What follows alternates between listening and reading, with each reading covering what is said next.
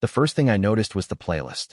Her car was parked in the garage like usual, engine still ticking from the heat, but the Bluetooth had connected to our living room speakers, something it never did unless she was still in the car or nearby. It wasn't the music that got me, though. It was the song, Secret Smile by Semisonic, repeating like some ironic ghost of sarcasm, and I remember thinking, she always hated that song. The second thing I noticed was that she had left her gym bag on the kitchen counter. Open, sloppily packed, still damp with sweat, but there was no towel inside. No water bottle. Just a pair of lace panties I didn't recognize, folded neatly next to her sports bra like they'd been chosen, not worn. I didn't say a word. I walked past it, made coffee, and stared out the window as if I didn't already feel the first crack in the reality I thought we shared. She came downstairs 10 minutes later, fresh from a shower, wrapped in a towel and humming like life was normal. She kissed my cheek absently, thanked me for the coffee, and walked barefoot across the kitchen tiles. I watched her reflection in the oven door, and something small, almost imperceptible, clicked into place. She hadn't asked about the gym bag. She hadn't even looked at it. Now, that might not mean anything to the average person, but we've been married 7 years. She's the kind of woman who notices a teaspoon out of place, who rearranges shoes by color and checks expiration dates like a religion. Her walking past that bag was like a surgeon ignoring a scalpel left in a body. It wasn't an oversight. It was a cover-up. I didn't ask questions. Asking implies doubt, and I don't do doubt. I do certainty. I started cataloging the little things, quietly. Her phone on silent more often. The way she started using speakerphone less, started texting more when she thought I wasn't looking. She started locking the bathroom door during showers. Not all the time, just occasionally. Enough to build a pattern. Her perfume changed, too. Subtle, but different. Warmer, musky. Not the floral crap she always claimed I liked. The new scent didn't smell like something she wore for me. It smelled like something she wore after someone else had touched her. Then came the laugh. God, that laugh. She never used to laugh at her phone. She's a scoffer, a snorter, a what the hell is this kind of texter. But one night, while I was half watching a movie beside her, she let out this light, playful giggle while scrolling. And it wasn't just a laugh. It was a sound of private joy, something you only make when you're being adored, chased, made to feel young again. I didn't look over. I didn't need to. I just smiled into my drink and imagined how many seconds I had before her world started unraveling. I began to change in subtle ways. Nothing aggressive, just small shifts in energy. I started getting home later, made vague references to meetings and dinners. I changed my cologne, switched my lock screen to an image of a skyline from a city I'd never been to. She noticed. She asked questions. Casual ones at first, the kind that taste like curiosity but smell like fear. I answered them all with the same smooth ambiguity she had perfected. Oh, it's nothing. Just work stuff. You wouldn't know her. She's in HR. We're just talking about a new project. Each time I said something vague, she got a little quieter, a little more still, and I could see it in her eyes. That same calculation I was doing when I found the lace panties folded like a love letter in her gym bag. That was the biggest tell. For a year, our intimacy had been routine, scheduled, almost contractual. But suddenly, she was passionate again, like she was trying to stake her claim. But I didn't touch her the same way. I made it different, detached, rehearsed. I made her feel like she was sleeping with a stranger who knew all the old tricks, but none of the meaning. And afterward, I'd lie there, smiling at the ceiling while she stared at me with eyes that didn't blink. One night, after one of these quiet sessions, she whispered, "Are you seeing someone?" Not in anger, not in accusation, just a soft, broken curiosity, like a child asking if monsters were real. I looked over, kissed her forehead, and said, "I could ask you the same." She didn't sleep that night. I listened to her breathing, sharp and restless. I heard her slip out of bed at 3:27 a.m. to check my phone in the bathroom. I'd left it unlocked on purpose. I'd even planted a few vague messages, harmless ones, from an unknown contact labeled E. Things like, "I had a great time too. Let's do it again soon. You're the best part of my week." No nudes. No evidence. Just enough to stir the ashes. She came back to bed like a corpse trying to lie still. I wrapped my arm around her, feeling her skin turn cold. And that's when I knew. This wasn't about revenge anymore. This was about erosion. About hollowing her out one suspicion at a time, making her feel what I felt, without raising my voice, without throwing a punch, without shedding a tear. This was the first break, and I wasn't done. Not even close. There was a time when Sundays were sacred. Pancakes, jazz in the background, her feet in my lap while she half-read a novel and pretended not to watch me work through the crossword. We were a routine. Not a stale one, an earned one. 7 years of shared coffee cups, toothbrushes left next to each other, arguments about Netflix shows that ended in laughter. She used to fall asleep with her hand on my chest, as if I was the grounding wire to whatever storm lived in her mind. I never doubted her.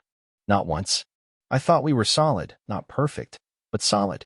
And when she said she wanted to take a few yoga classes to get centered, I encouraged it. When she said she might do a weekend retreat with some women from work, I told her to enjoy it. I supported her, because that's what we did. We built space into our life without ever letting it become distance. At least, I thought so. The first real shift was in her eyes. Not when she looked at me, when she looked past me. We'd be in the middle of a conversation, and I'd catch her gaze flickering somewhere else, like there was another room I couldn't see, and she was already halfway inside it. Then came the new routines. She stopped joining me for breakfast, started sleeping with her phone on Do Not Disturb, started using AirPods when she used to play music out loud. She claimed it helped her focus. I wanted to believe it. But her world was getting quieter, more private, and I wasn't invited. She got into journaling. Not the cute kind with gratitude prompts. These were thick, leather-bound books she kept locked in a drawer. One day, I found one left open by mistake. Just a page and a half, all about separateness, about how she needed to reclaim identity outside of partnership. I closed it gently, like it might explode. That night, I cooked her favorite meal, lemon risotto with garlic prawns, and she thanked me but picked at it like a stranger. I think I need to spend some time alone with my thoughts, she said afterward. I smiled and nodded, pretending not to hear the sound of glass cracking in my ribs. She started dressing differently, too. Not slutty, not obvious. Just curated. Like she was assembling a version of herself that didn't include my preferences anymore. Neutrals instead of color. Boots I'd never seen her wear. She'd always asked me, "How do I look?" before leaving the house. Now she just left. Once, I saw her standing in front of the mirror, texting with a smirk she tried to suppress. She caught my reflection behind her and quickly put the phone down. "Work thing," she said. "You wouldn't know them." And that was becoming a theme. People I didn't know, places I hadn't been, jokes I wasn't part of. When I asked about plans, she became vague. Just meeting up with a few people. Going to a thing. Don't wait up. But when I asked her who exactly, her eyes would sharpen like I'd committed a minor crime. "Can't I have some privacy?" "I'm not your possession." That one stuck. Not because of what she said, but how she said it, with indignation, like I was the intruder in my own marriage. She started locking her phone, changed her passwords, and made her Instagram private. She said she was tired of the algorithm. I knew better. The algorithm hadn't changed, she had. She began bringing home expensive candles, skincare kits, bathrobes that cost more than most of my tools. I asked once if she was stressed, if that's why she was treating herself more often. She just smiled and said, "I'm finally learning to love myself." But her smile didn't include me. It was the kind of smile you give someone you've already decided to leave. I still tried, though. I still made her coffee every morning. Still kissed her forehead. Still asked how her day was. Some days she answered like the woman I married. Other days, she looked at me like I was the echo of a bad dream she was trying to forget. She started hanging out more with people from her office. Ones she never used to mention. She said they were on the same wavelength, that they understood the season she was in. I didn't even know we were in a season. I thought we were in a life. One day, I found a note in her coat pocket. Just a receipt. 2 glasses of wine. 1 meal. 1 dessert. A cozy Italian place we'd never been to. The date was a Wednesday. She had told me she was at her sister's. I kept the receipt in my wallet.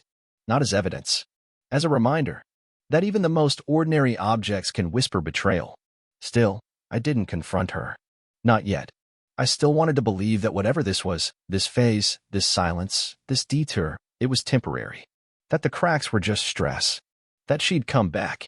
Because you don't just fall out of love with someone who knows your coffee order and your childhood trauma. Right? You don't just drift from a man who held you through 3 family funerals and 1 miscarriage. But the truth was already clear. Even if I refused to speak it aloud, she was building a new life. A separate one. A quieter one. And in all her talk about healing and growth and self-love, the only thing missing was me. It was the bracelet that did it. Not some grand revelation, not lipstick on a collar or moans from a bathroom stall, just a delicate silver chain with a small, ruby charm, resting on the passenger seat of her car like it belonged there, like it had always been there. Except it hadn't. I would know, because I bought every piece of jewelry she ever wore. This one wasn't mine. This one had a story I hadn't written, a memory I wasn't part of. It was the kind of gift that said you're special, you're wanted. I chose this for you. And she'd just left it there, forgotten like a cigarette, but barely hidden under a crumpled tissue.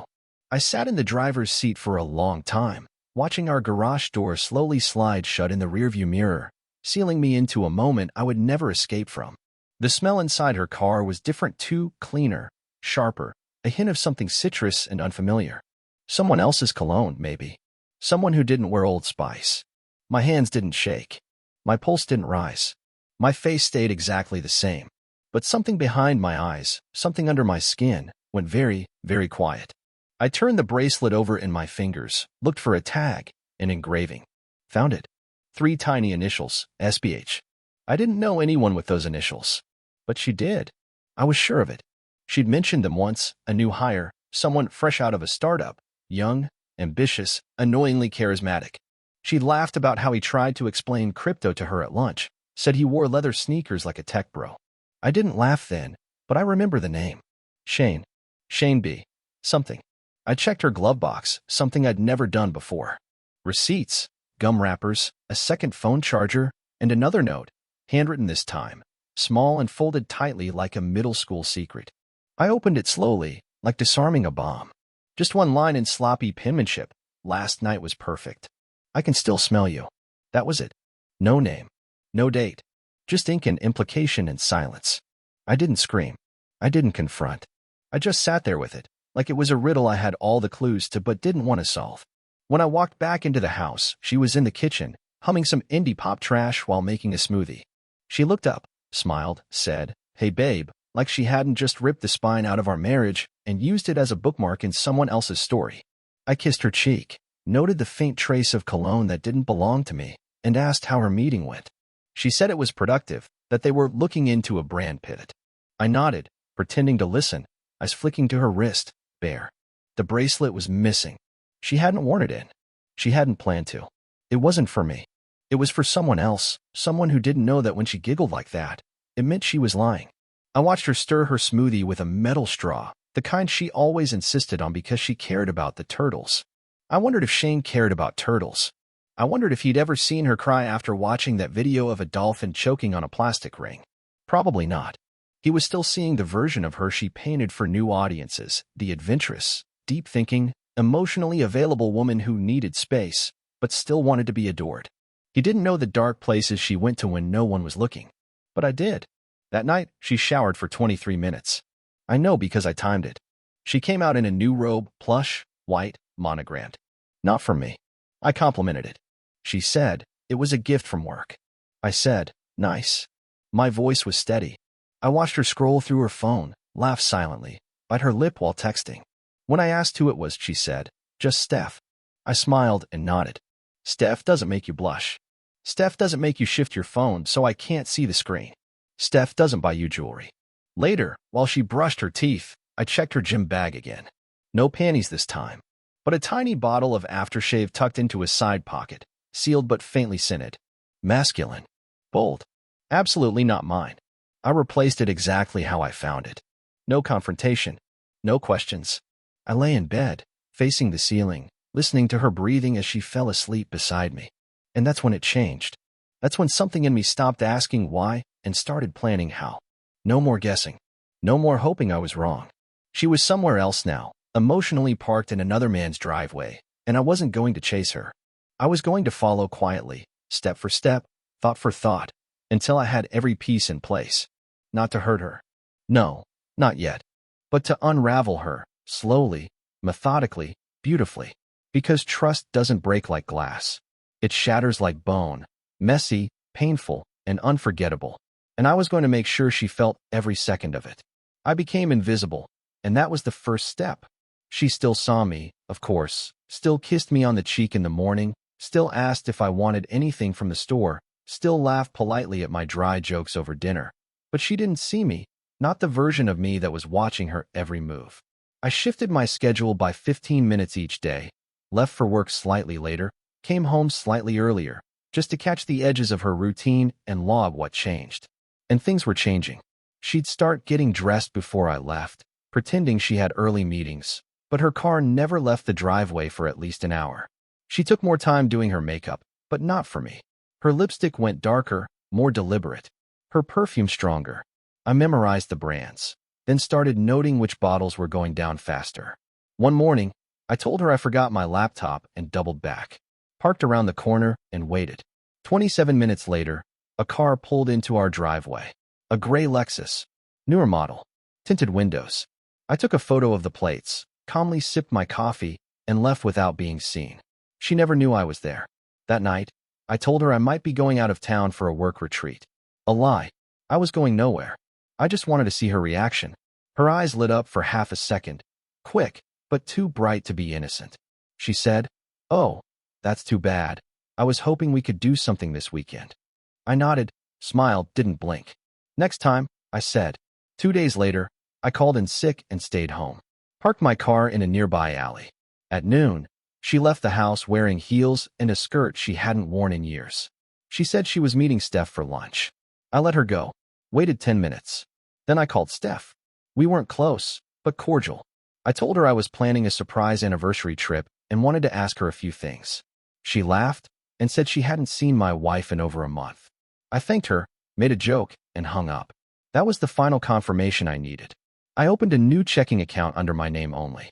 Started funneling small amounts from our joint account. Tiny transfers she wouldn't notice. I wanted an exit plan. A war chest. I checked our shared credit card statements and found 4 charges from the same wine bar downtown, always on Wednesdays. She didn't drink wine on Wednesdays. She claimed to be working late or at yoga. I called the bar. Spoke to the manager. Told him I was planning a surprise party and wanted to know if my wife had been in recently. He paused, asked her name. Gave it.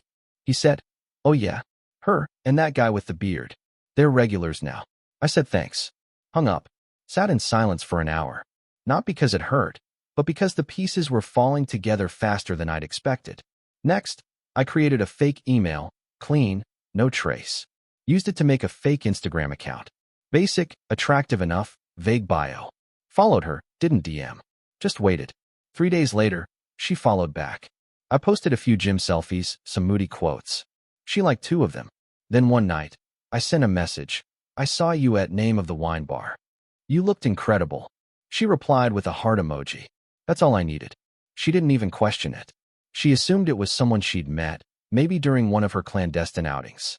She was reckless now, too confident. Like she'd won already. I started planting questions. Casual ones, masked as curiosity. "How's Steph doing?" I'd ask, just to see her build the lie. "Busy," she'd say. "We've been trying to catch up." I'd nod.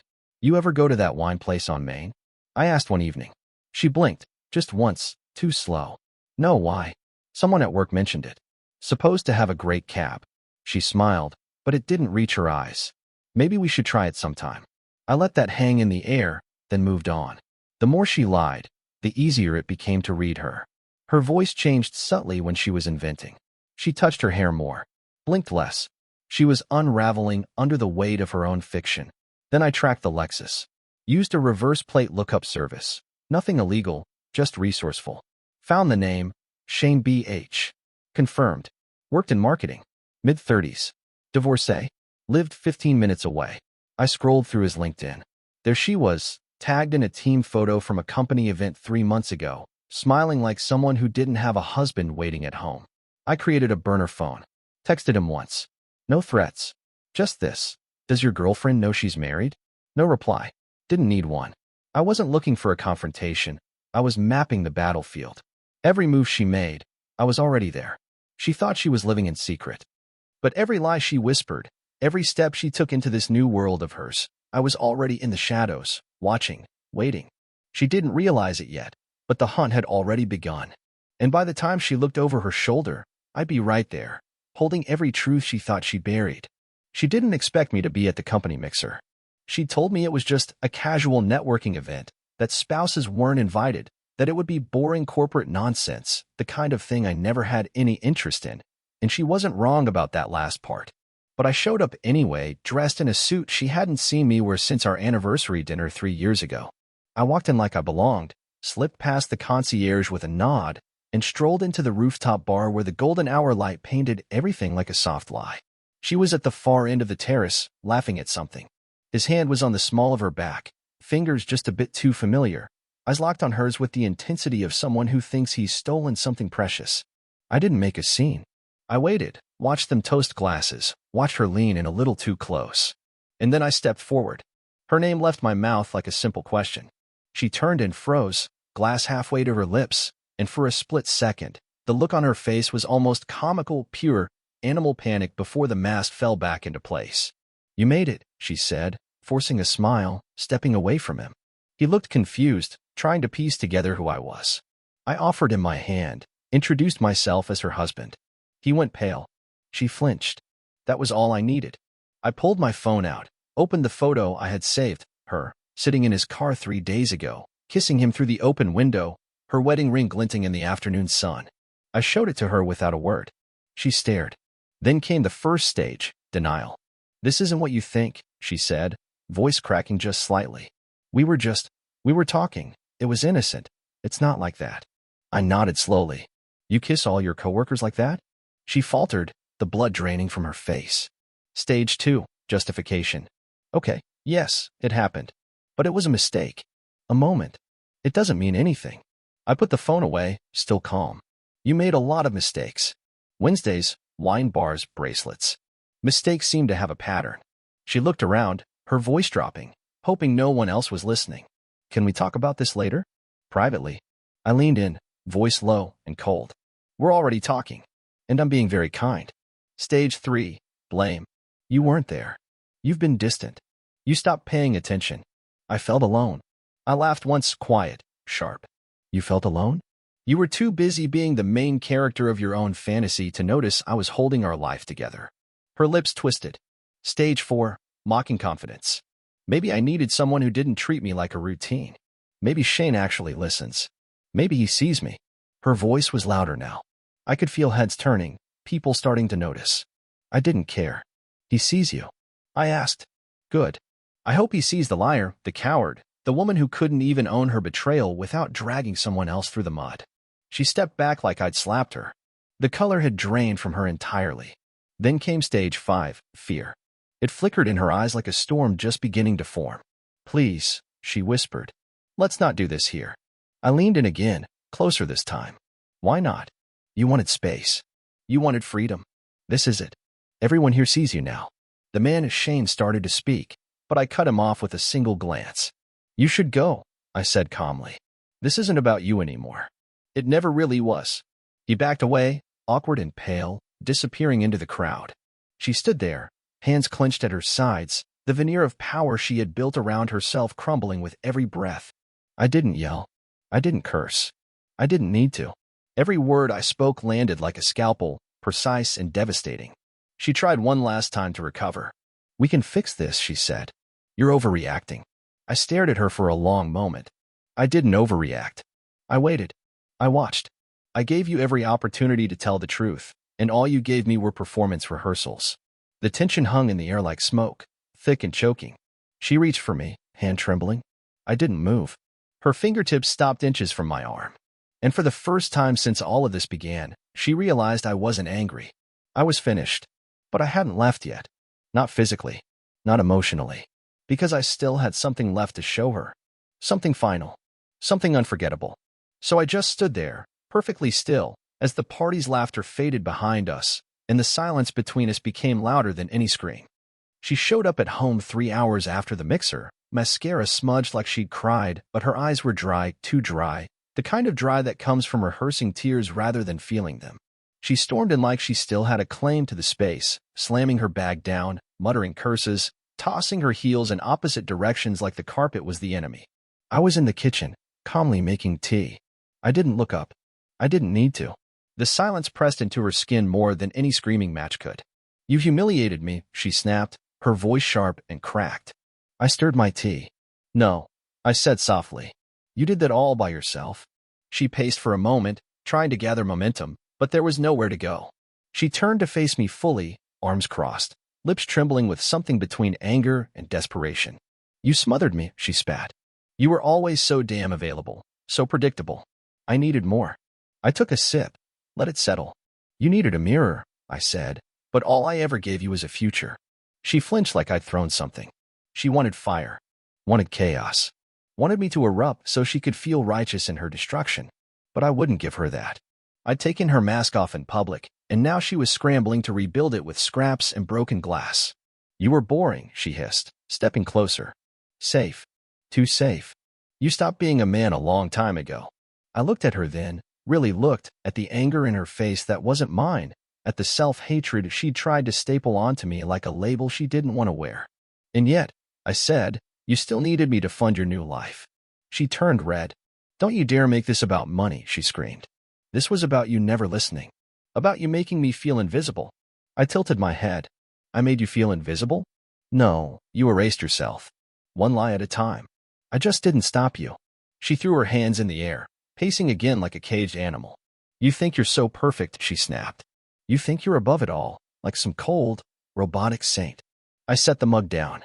No, I replied. I just stopped pretending your emptiness was my fault. That broke her composure completely. Her eyes watered, but the tears wouldn't fall. She moved from rage to sadness in a single breath, clinging now to a softer voice. I was lonely, she said. I needed something. You weren't giving me anything anymore. I said nothing. Let the silence weigh her down. I made a mistake, she whispered. People make mistakes. I looked at her like a stranger. Mistakes are accidents, I said. You scheduled this.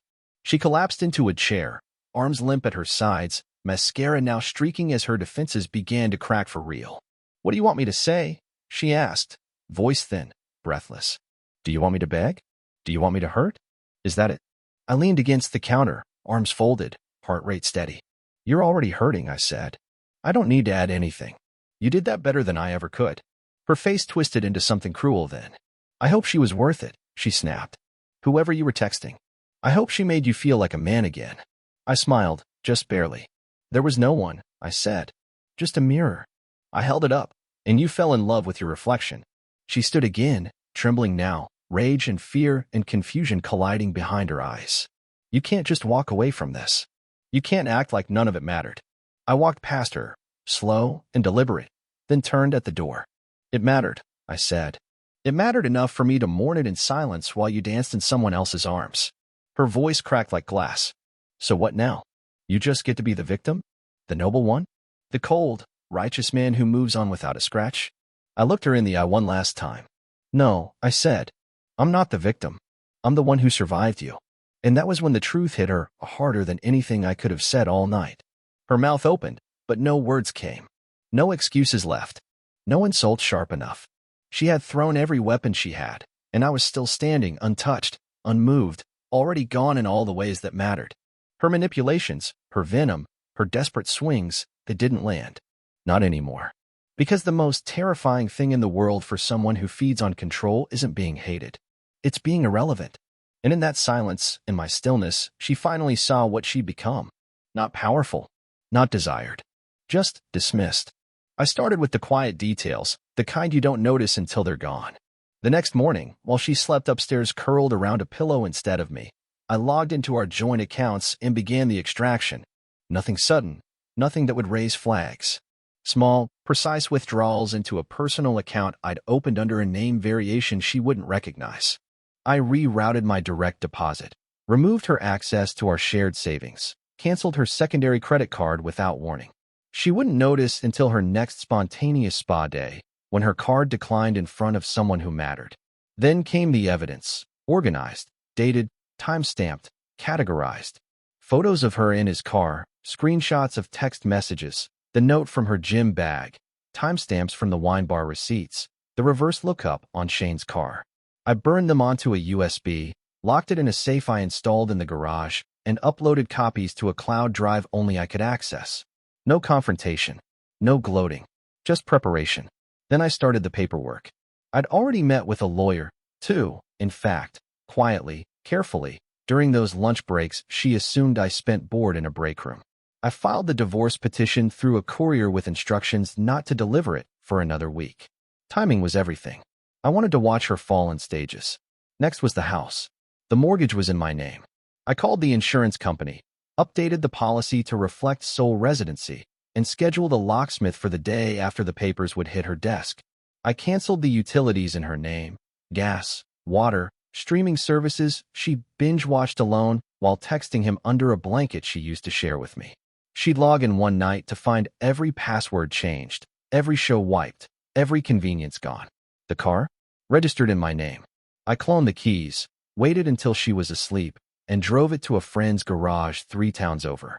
Left a sticky note on the dashboard, "Enjoy Uber." The phone plan? Also mine. 1 call, and she'd wake up to a dead signal. I'd watch from the kitchen as she panicked, holding the lifeless device like it was a severed limb. But financial discomfort wasn't enough. She needed to feel it, socially, emotionally, publicly. So I crafted a letter. Not dramatic, not angry, just a clean, chronological account of her actions, with evidence attached. I sent it to her parents first, addressed directly to her mother, the one who always gushed about how I was the only real man her daughter ever brought home. I sent copies to her 2 closest friends, one of whom had once confided in me about her own husband's infidelity, swearing she'd cut off anyone who cheated. I sent a final copy to her boss. Not an accusation, just a gentle note stating that an employee at their firm was involved in an ongoing personal entanglement with a married coworker, one that had been taking place during work hours, in company spaces, potentially violating corporate policy. I attached the photo of her kissing Shane outside the office garage. By then, I knew she'd be unraveling. So I planted one last seed. I sent her an anonymous message, just 1 sentence. "You should ask Shane why he doesn't bring up his ex-wife." That would do the rest. Shane's ex hadn't left cleanly. I'd found court records, emotional abuse allegations, restraining orders, a sealed police report. If she went digging, she'd find it all. And if she asked him, and he denied it? Even better. Let paranoia grow where romance once lived. Let her start to wonder if she was the replacement, the rebound, or the next target. The psychological rot would set in deeper than anything I could say aloud. I scheduled the delivery of the divorce papers for a Tuesday. A boring, uneventful weekday, just after lunch, when she'd be lulled into thinking the worst had passed. She'd come home to a locked house, a notice on the door, a stack of documents waiting on the porch, papers she'd have to sign, not because I asked her to, but because every financial, legal, and emotional exit had already been sealed. Her friends would stop calling. Her mother would go silent. HR would send her an email with words like pending investigation and code of conduct. And Shane? He'd start pulling away, too, because cheaters make terrible partners once the thrill fades and reality arrives with court filings and frozen accounts. And through it all, I would say nothing. No dramatic texts. No threats. No second chances. She'd think back to the mixer, to that moment she still thought I was just hurt. She didn't realize I was already 4 steps ahead, already dismantling the life she thought she'd control.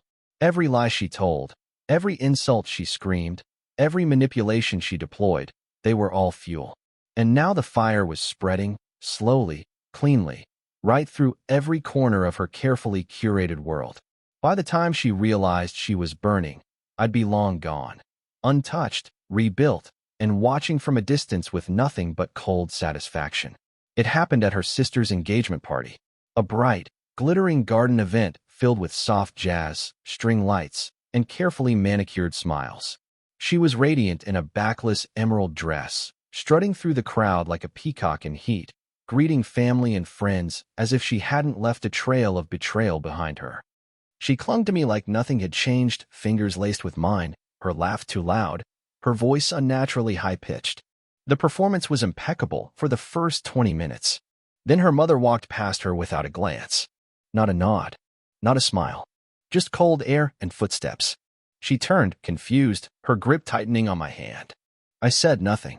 Her father followed minutes later, looked me dead in the eye, shook my hand with a firm grip, and whispered, "I'm sorry, son." Then turned to her, looked straight through her, and walked away. She laughed awkwardly, like it was a joke she wasn't in on.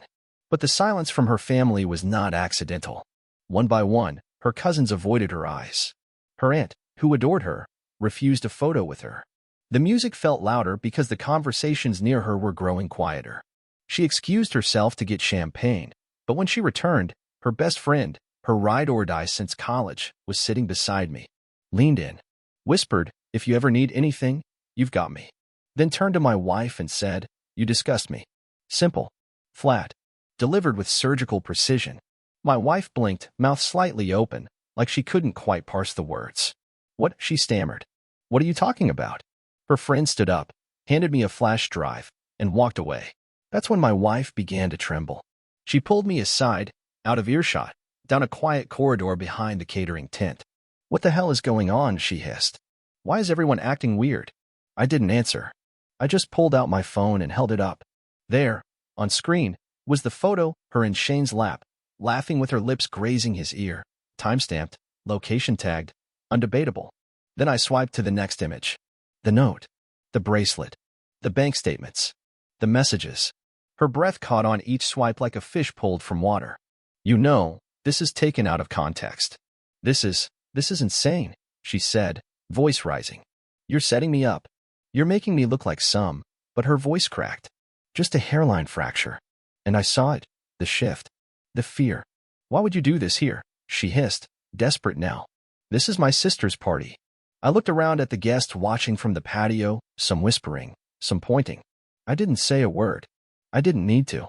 She was unraveling in real time. Then her sister walked up, slowly, calmly, glass of wine in hand. "Hey," she said to me, her tone warm. "Just wanted to say thank you for how you handled this." "I'm sorry she dragged you through it." My wife gasped like she'd been slapped. "You're taking a side," she shouted. Her sister raised an eyebrow. "You cheated. You lied. You brought into our family's doorstep. You just told the truth. That's not taking sides. That's cleaning house." My wife's hands trembled as she backed away, eyes darting across the garden like she was searching for an ally. But none came. Shane was nowhere to be seen. Not at the bar. Not in the crowd. Because 3 hours earlier, I'd sent him a message. She told them all. The wife, the boss, her family, might want to stay away. And Shane, being the gutless opportunist he was, had vanished. Blocked her number. Deleted her from socials. Ghosted like he'd never existed. She stumbled backward onto the patio, trying to regain composure, plastering on that same fake smile she'd used on me 100 times before. "This is ridiculous," she said to the guests. "We're just having a fight. He's being dramatic." But no one laughed. No one comforted her. She was surrounded, but utterly alone. I stood at the edge of the crowd, arms folded, watching her choke on the very silence she once weaponized against me. Her smile faltered. Her voice cracked again. Then came the tears, real this time. Not the performance kind. Not the manipulative drizzle she used when she wanted to reset the narrative. These were gut-wrenching, mascara-running, shoulder-shaking sobs. But still, no one moved. Not even me. She dropped to a chair, gasping like the air had turned toxic, burying her face in her hands. I stepped closer, not to comfort, not to gloat. Just to be seen. She looked up through red, swollen eyes. Saw me. Really saw me. And that was the final blow. Not the exposure. Not the isolation. But the fact that I was standing tall, whole, untouched, watching her fall without a flicker of sympathy. Because I had nothing left to give her. No rage. No sorrow. Just presence. And in that moment, she understood what it meant to lose everything. Not in a flash. But piece by piece, lie by lie, until the only thing she could feel was the weight of her own shame. It exploded in the worst possible place. Her parents' living room. 2 days after the party, during what was supposed to be a family talk. They had invited us both, naively hoping for reconciliation, or maybe just closure, and she walked in pretending nothing had happened. She wore a soft cardigan, no makeup, hair tied back like she was returning from yoga, not from the wreckage of her own disgrace. I sat silent as her mother made tea, her father stiff in his chair, barely looking at her. And then she started talking, so casually, so dishonestly, about how complicated things had gotten, and how we'd both made mistakes. That was the spark. I leaned forward slowly, voice clear but hard. "No. You made choices. I just reacted to them." The room tensed. Her parents froze. Her sister crossed her arms. "This is private," she snapped, cheeks already flushed. "Then you shouldn't have turned it into a public performance," I fired back. "You cheated, lied, gaslit your way through our marriage, and now you want to rebrand it as a mutual misstep?" She stood suddenly, arms shaking. "Because you were boring. You never made me feel wanted. You were just there, like a damn fixture in my life." The words hung like poison in the air. Her mother gasped. Her father finally looked at her, not with anger, but pure disappointment. I stood slowly, towering over her but calm. A fixture that paid your bills, carried your guilt, and loved you through every dark corner you refused to face. Her voice cracked, rising into shrill panic. "You think you're so perfect? You think you're some hero now? You were controlling, always hovering.